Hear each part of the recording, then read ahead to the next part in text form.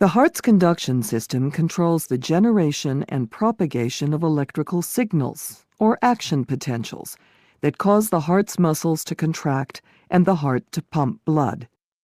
This electrical activity can be measured at electrodes placed at specific points on the skin, from which a composite recording is produced in the form of a graph.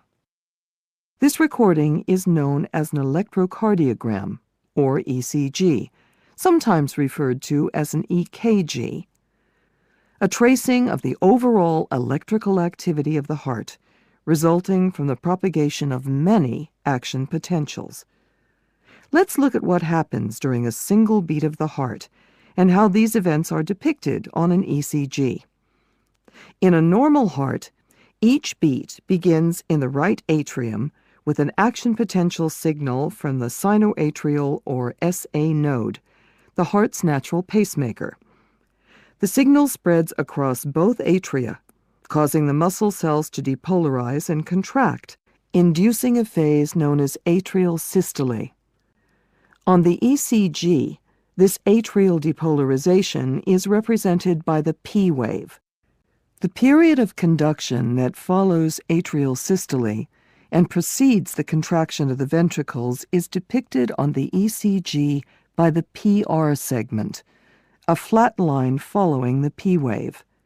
When the signal leaves the atria, it enters the ventricles via the atrioventricular or AV node, located in the interatrial septum.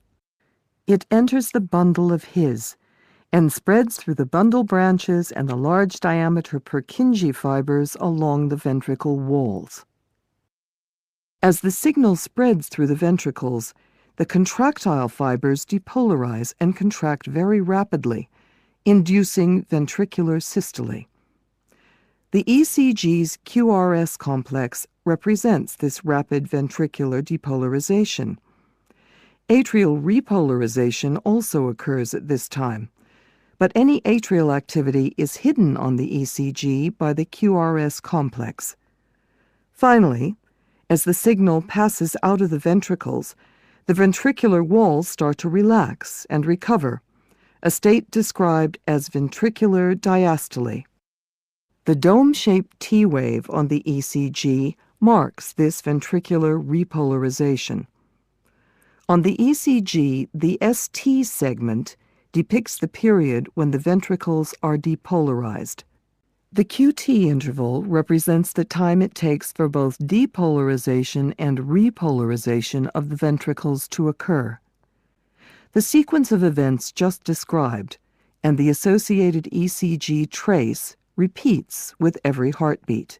Remember, an ECG is not a tracing of a single action potential, but an amalgamation of the many action potentials that constitute the electrical activity of the heart.